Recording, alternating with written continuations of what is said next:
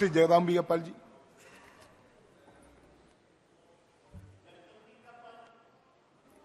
Yes, अधिष्ठाता महोदय, मैं आपका अत्यंत आभारी हूं कि आपने मुझे आदरणीय श्री धर्मेंद्र प्रधान जी के द्वारा प्रस्तुत किए गए सेंट्रल ट्राइबल यूनिवर्सिटी के समर्थन में बोलने का अवसर दिया। बहुत से वक्ताओं ने बात कही है, मैं उन बातों को दोहराना नहीं चाहता।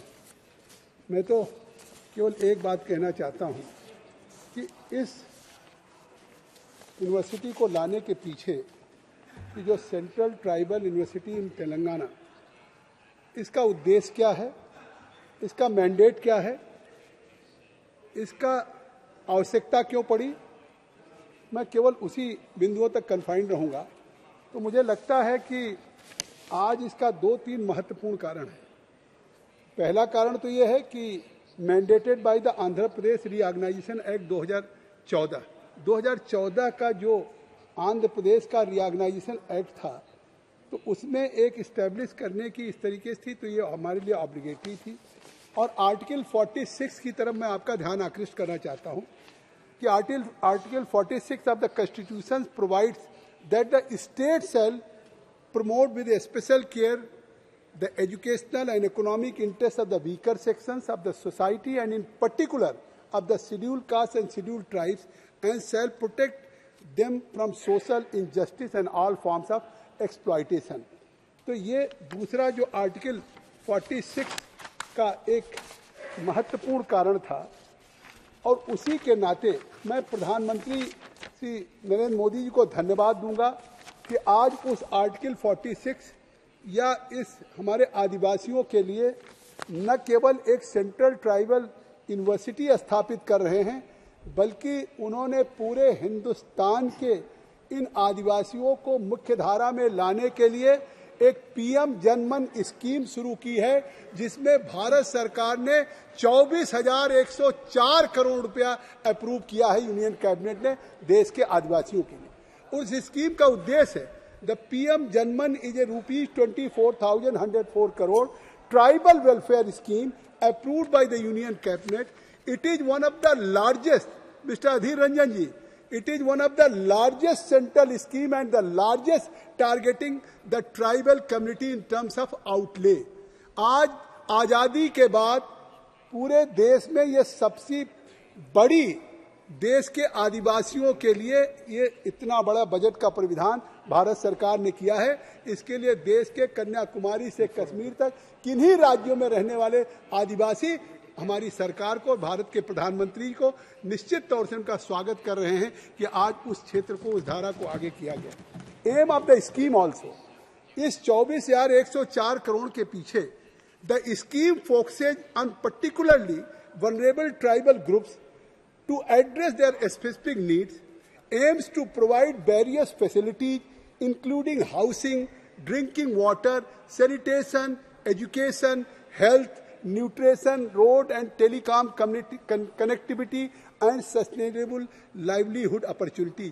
कभी सोचा था कि झारखंड हो, आंध्रा हो, तेलंगाना हो या छत्तीसगढ़ हो, उत्तर प्रदेश का सोनभद्र हो, बिहार हो या बंगाल हो या पूरे हिंदुस्तान के हर राज्यों में जिस तरह से एक बड़ी संख्या आदिवासियों की है और वो सुदूर गांव के जंगलों में रहते थे, न उनके लिए इतना हाउसेज हो, न एजुकेशन का है, न हेल्थ का है, न्यूट्रिशन की तो कल्पना भी नहीं कर सकते कि उनके जीवन में कितना उनको मिलेगा।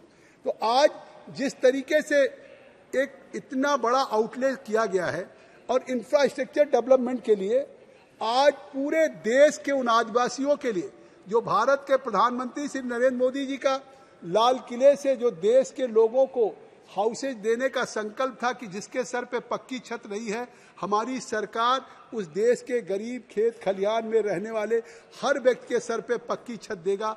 आज उस कल्पना को साकार करते हुए हमने ये तय किया हमारी सरकार ने इस स्कीम में, प्रधानमंत्री जनमन स्कीम में, कि the scheme includes the construction of approximately 4.9 lakh pucca houses at a cost of ₹2.39 lakh per house. मतलब देश के उन आदिवासियों को मैं कहना चाहता हूं कि हम एकलव्य मॉडल, हाँ मैं कन्फाइन कर रहा हूं, एकलव्य मॉडल रेजिडेंशियल स्कूल हमने शुरू किया।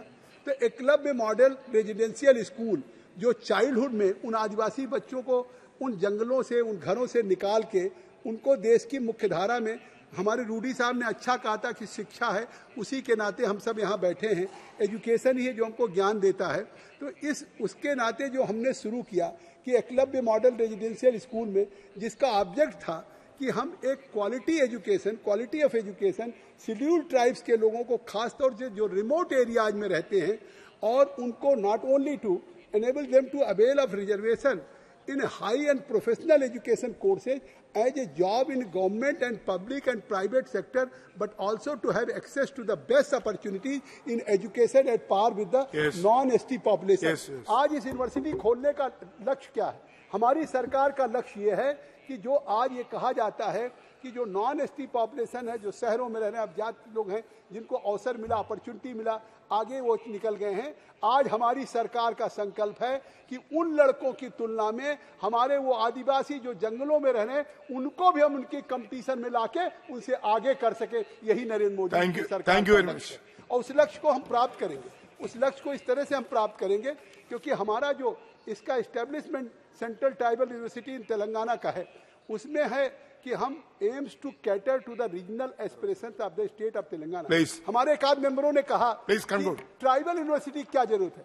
इसमें साफ दिया है कि जो ट्राइबल यूनिवर्सिटी होगी वो alignment with the central university functions, the central tribal university will perform educational and other activities similar to any other central university.